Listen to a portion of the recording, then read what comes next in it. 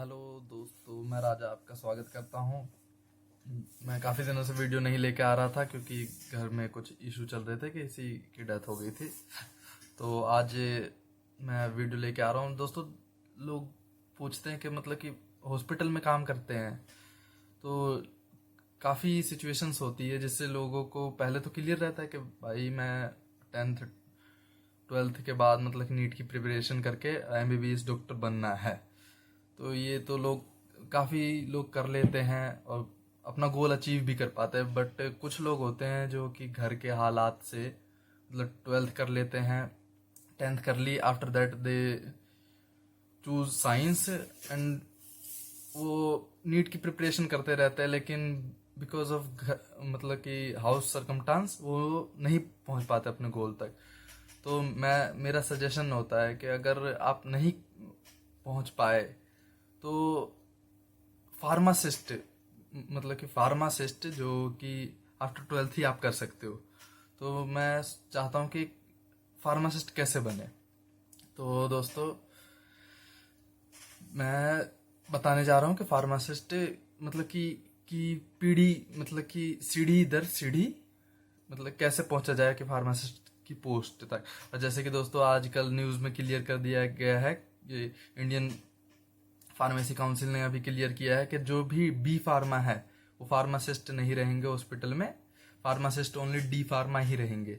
ये अभी से हुआ है, जो पुराने जिन्होंने कर रखा है वो तो खैर फार्मासिस्ट रहेंगे और मतलब कि रिटेल में वर्क कर सकते हैं। लेकिन अब जो रूल नया आया है जिसमें रिटेल में वर्क कर सकते हैं ओनली जो जिन्होंने फार्मेसी कर रखी है, वो भी डी फार्मा कर रखी है। बी फार्मा चाहे एम फार्म हो तो आप मतलब कि जो भी मैन्युफैक्चरिंग हब है, बड़ी बड़ी मैन्युफैक्चरिंग चैन है ये मेडिसिन की जहाँ दवाइयाँ बनती है, वहाँ बी फार्मा वाले और एम फार्म को लेते हैं।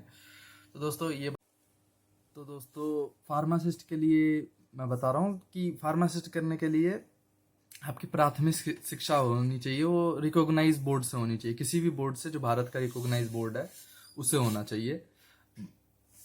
ये मैटर नहीं करता किसी जिस मर्जी स्टेट से हो, कुछ मैटर नहीं करता, लेकिन बोर्ड होना चाहिए, वो हमेशा रिकॉग्नाइज होना चाहिए भारत सरकार द्वारा। तो इसके लिए दोस्तों आपको सबसे पहले 10th करनी पड़ेगी। 10th में अच्छा मार्क्स स्कोर करना पड़ेगा दोस्तों, पढ़ाई थोड़ी अच्छी करके। फिर 10th के बाद आपको मतलब फिजिक्स केमिस्ट्री मैथ भी ले सकते हो। ये जरूरी नहीं है कि बायो होगी जब भी फार्मासिस्ट मतलब कि कर सकते हैं आप, बायो ना हो जब भी फार्मासिस्ट कर सकते हैं। तो विदाउट बायो वाले भी फार्मासिस्ट कर सकते हैं और मतलब कि बायो वाले भी कर सकते हैं। तो आफ्टर दैट आपको 12th क्लियर करनी है। 12th के बाद आप डायरेक्ट जा सकते हो मतलब कि डी फार्मा के लिए किसी भी अच्छे कॉलेज में जो यूजीसी अप्रूव्ड हो।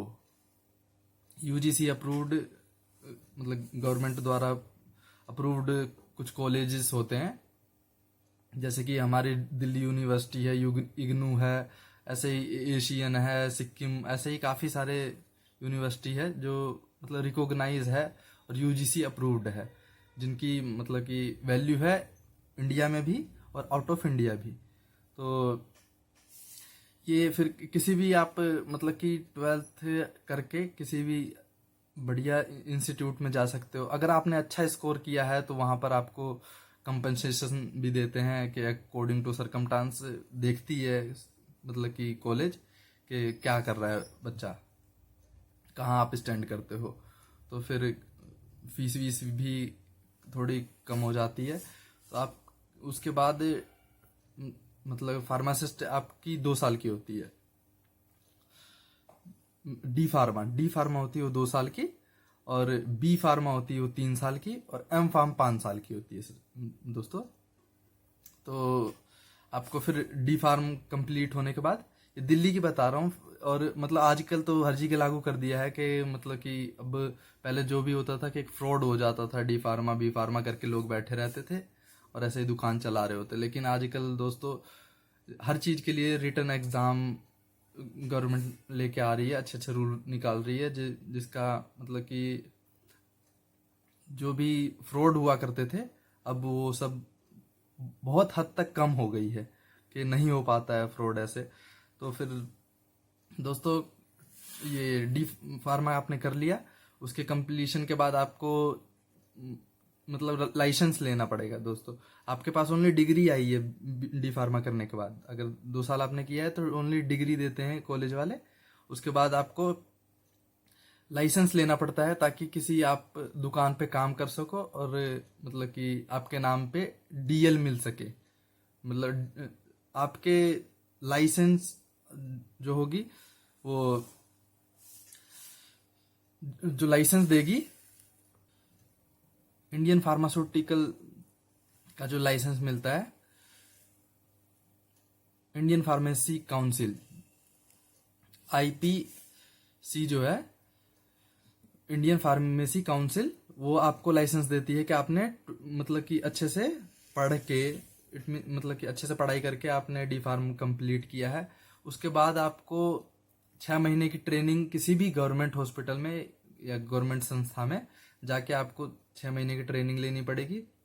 6 महीने के बाद ट्रेनिंग के बाद वो जो भी हॉस्पिटल है, संस्था है, चाहे मोहल्ला क्लिनिक जो भी हो गया, ये दिल्ली की बता रहा हूँ मैं, वो आपको सर्टिफिकेट देगी कि आपने 6 महीने का ट्रेनिंग सेशन यहाँ कंप्लीट किया है।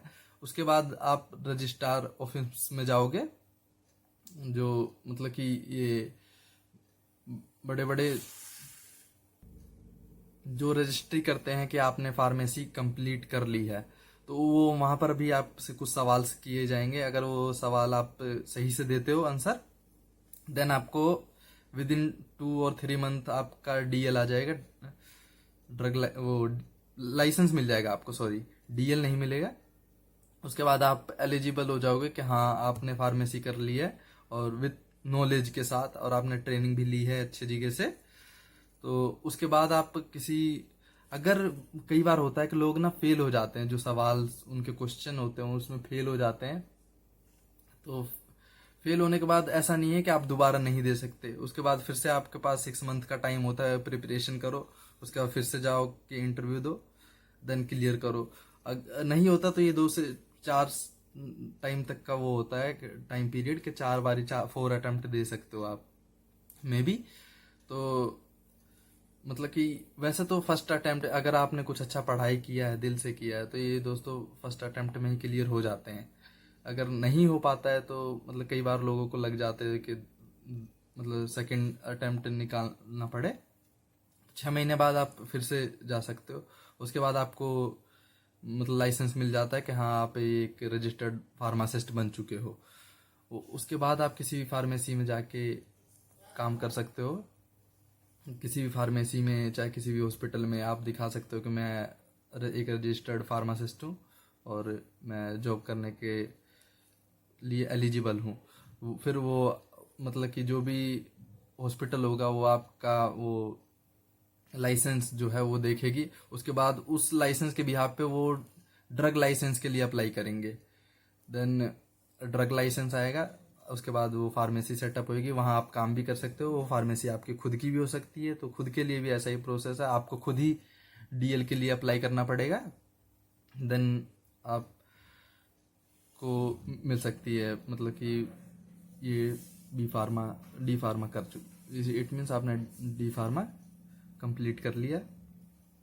Thank you. मैं चाहता हूँ कि कुछ तो ज़रूर जानने को मिला होगा इस वीडियो से। Thank you. God bless you all.